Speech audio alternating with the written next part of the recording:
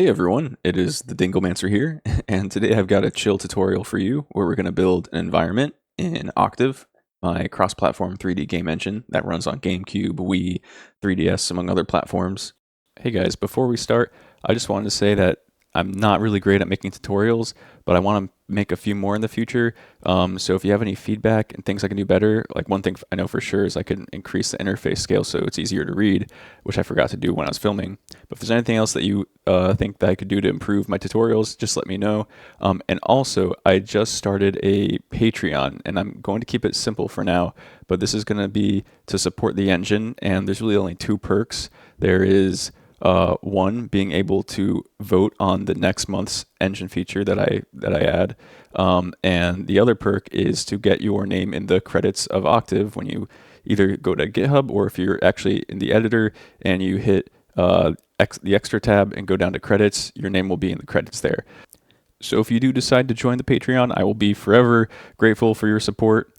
And my schedule is a bit more flexible now, so that means the more support I get in Patreon, I can invest more time working on Octave and making it something special.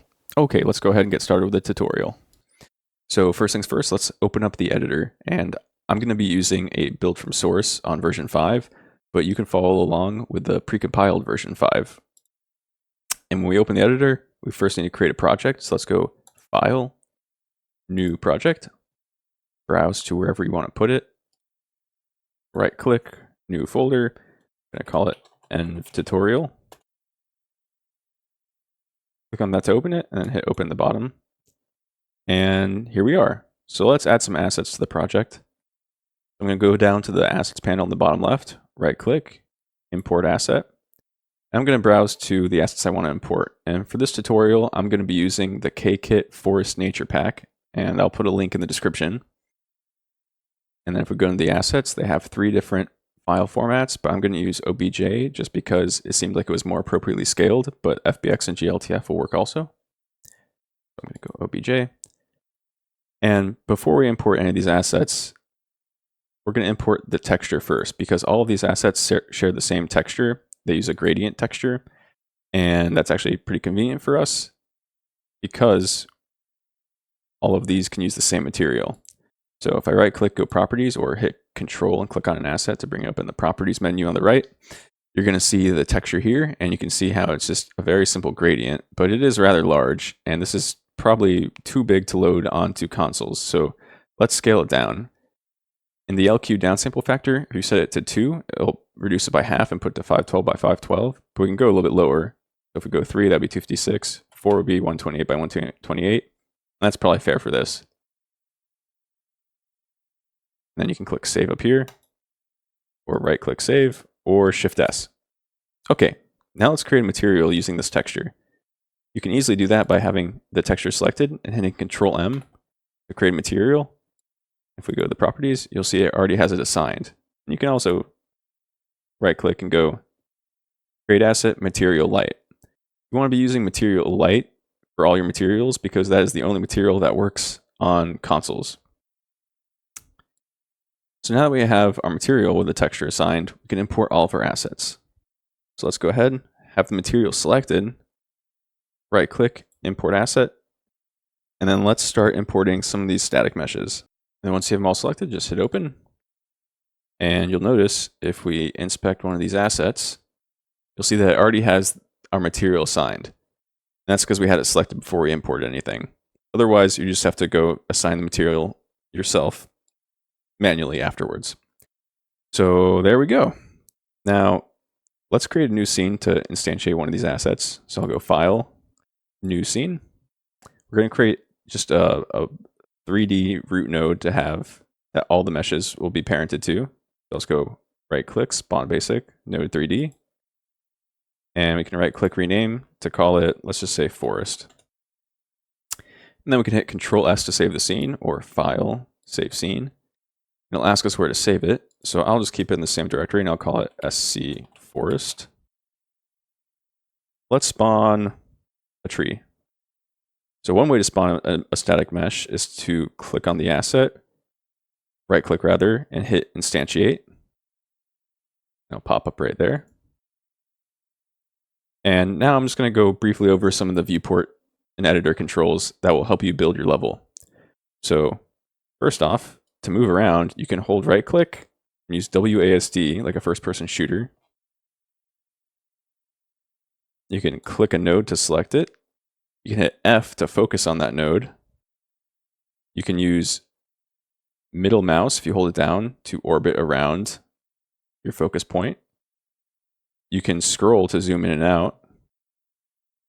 And if you hold shift and press down on the middle mouse, you can pan the camera. You can press 1, 3, and 7 to access the side views. So 1 for front, 3 for the left view, 7 for the top. And you can hold control and press those same keys to get the opposite views. So control 1 will do the back, control 3 will be the right, and control 7 will be the bottom.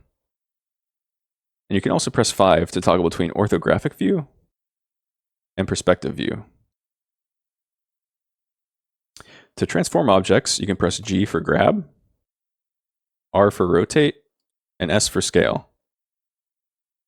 And once you're happy with where you have transformed your object, you can press left click to lock it in to confirm your selection. Or you can hit right click to cancel the operation. You can hit X, Y, or Z to lock your access for any of the transformation controls.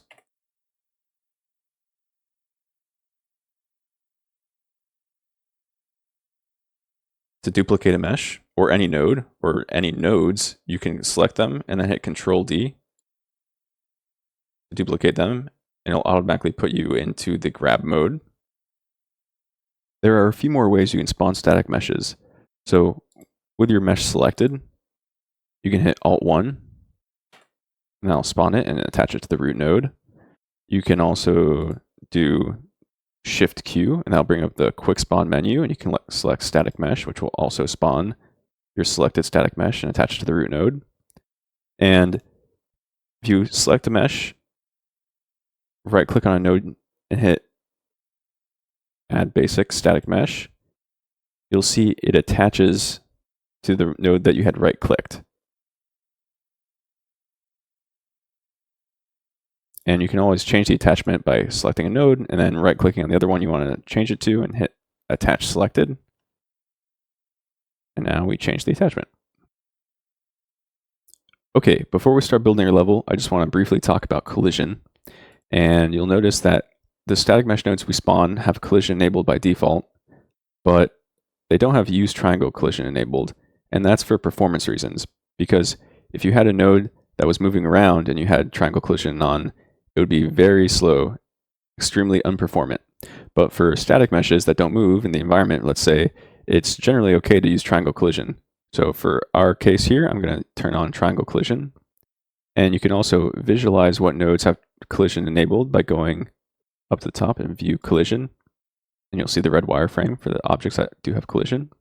And if you do duplicate a node, it will copy all of the properties, including the use triangle collision.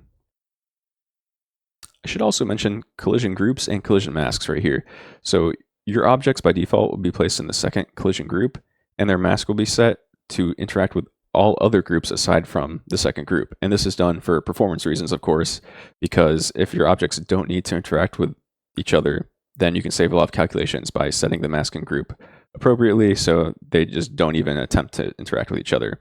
And if you're creating like a player or anything that needs to interact with the environment, then you want to change its group from the second one, so let's say the first group, and make sure you have the mask checked so that it's going to collide with the second group. Okay, let's begin putting our scene together. I'm going to delete this tree. And for the ground, I'm going to just put a cube. And I'm going to do that by doing Shift-Q, static mesh with nothing selected over here. That'll give it a cube mesh by default. And then I'll press GY to grab it and lower it. And then I can press Shift-SY to scale it on the X and Z plane. And now let's create a material for the ground. I'm going to come over here on the left side, the assets, to create asset, material light. You only want to use light materials because those are the only ones that work on console. I'm going to call it M Grassy. I'm going to right click, go to properties, and for now we'll just give it like a greenish color.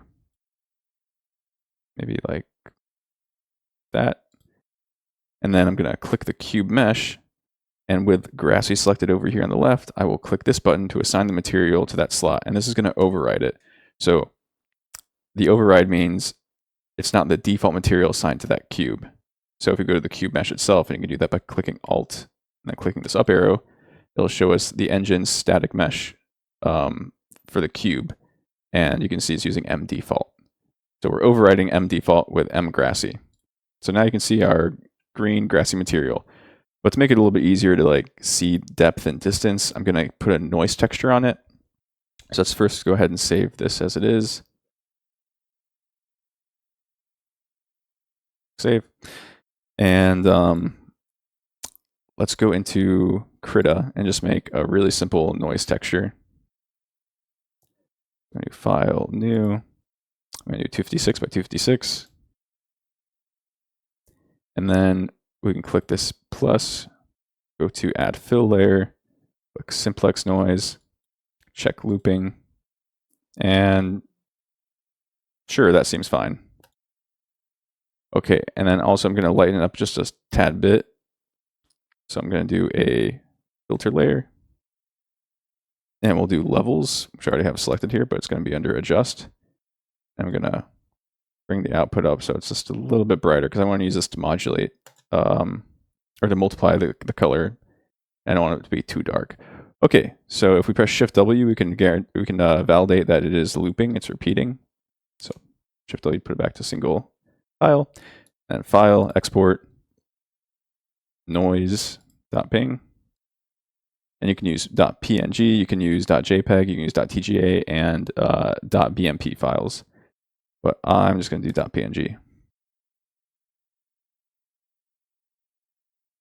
So then back over in Octave, I'm going to right-click, import asset, go to wherever I saved that. I think it was in scrap, and click noise.png. We inspect this guy, there he is. So then let's go back to the material for M grassy, and then we're going to replace T white with noise, and you can type it in and then hit the arrow keys to select and press enter to lock in your selection. And we can also adjust the UV scale. So let's make this maybe like 5 by 5. And then depending on the size, we can adjust the UV scale later. And let's maybe change the color slightly. Okay, we'll save that. So now we have our grassy ground. So let's just add some rocks.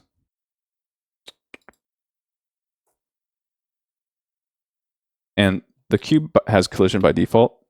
It actually uses simplified collision, but for our meshes that we're going to add, we want to make sure those are using triangle collision. Go ahead and check that. We can verify, yep, that's collision now. So we'll grab Shift Y to move it on the ZX plane, scale it down, and we'll just like create a border with some rocks. And I'll duplicate to preserve the collision settings.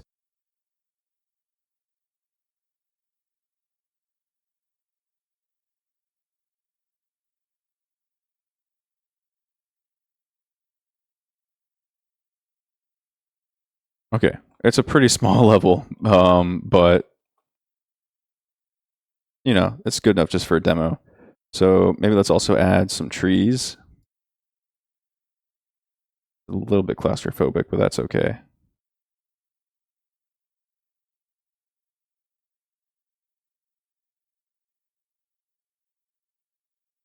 You can press Insert to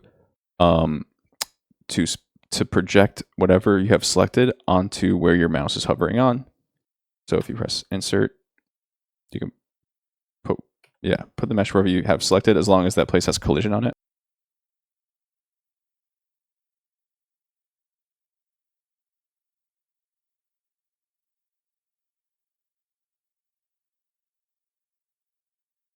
And let's say we want to make these 3 bushes a repeatable unit that we can copy and paste. We can turn it into a scene. So maybe I'll attach these 2 bushes onto this bigger bush, right click, attach selected. So now we move this bush, move with it.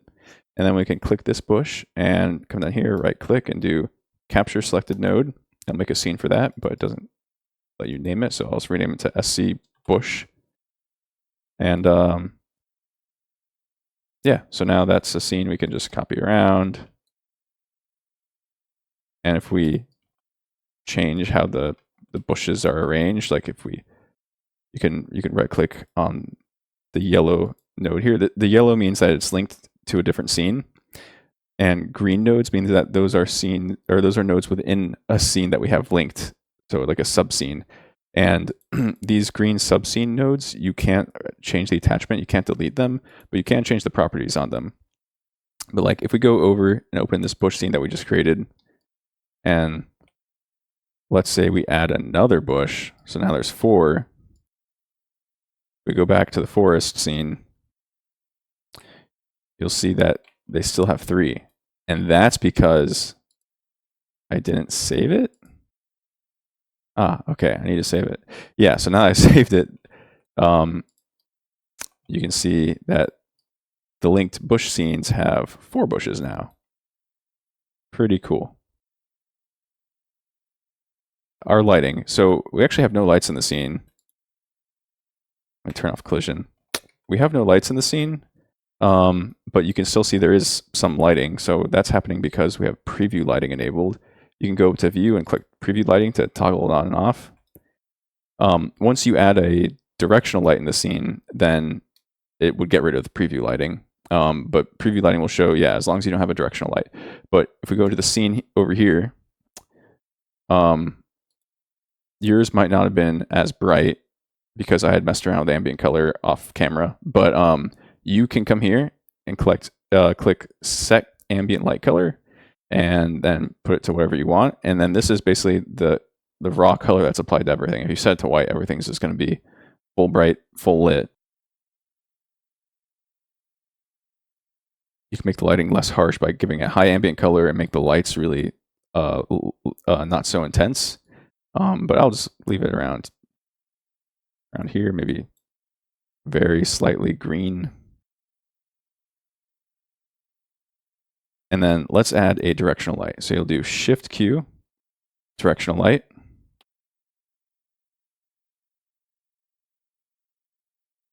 And you'll notice you can rotate the light to make it point whatever direction you want. But a cool trick is that if you have a node selected, you can hit 0 on the numpad, and it'll take that node and set its transform to the current editor viewport camera transform. So that's a quick way to get things pointed in a specific direction that you want. And I'll just lower the intensity down a little bit, because I also want to add some point lights just to make it look a little cool. So you can hit Alt-2 to add a point light. Yeah, this will be like some magical stone here. And make it blue.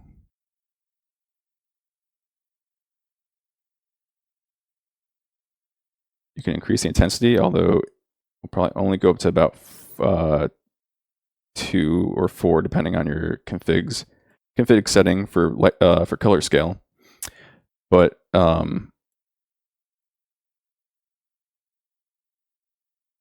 you can play around with the light color. Yeah, sure, I'll make it like bluish. And put one more light over here just to add some contrasting, like, yeah, some of that orange color.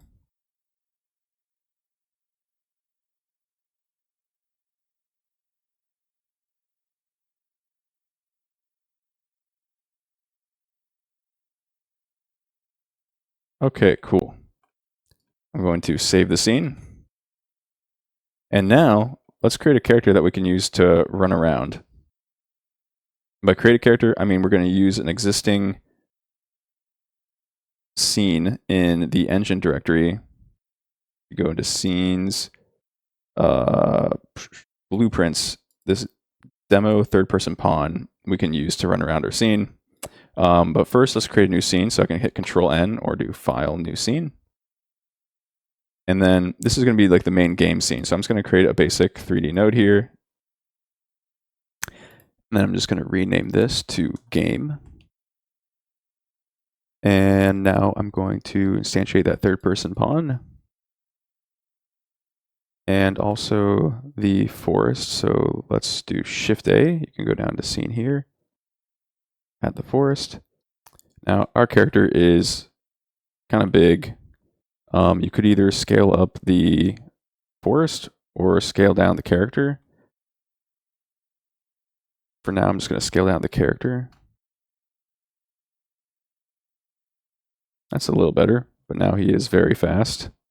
You can click on the character, go to his controller, and we can change the properties here for his movement. So this is because move speed in half and 5.5. And you can hit Alt P to play, or hit the play button to play the game. And okay, yeah, he's slow now. He can jump enough to get on to here. So let's go ahead and save this scene. Call it SC game. Oh, I spelled game wrong earlier. And you're gonna right click it and say set as default game scene, which means when we start up the game in Dolphin on whatever platform, it will choose that scene as the first scene to load. And then you could also set the default editor scene. So next time you open the project, it'll go to this scene. We'll do that too. And then now let's just package the project for GameCube, Wii, and 3DS and see what it looks like.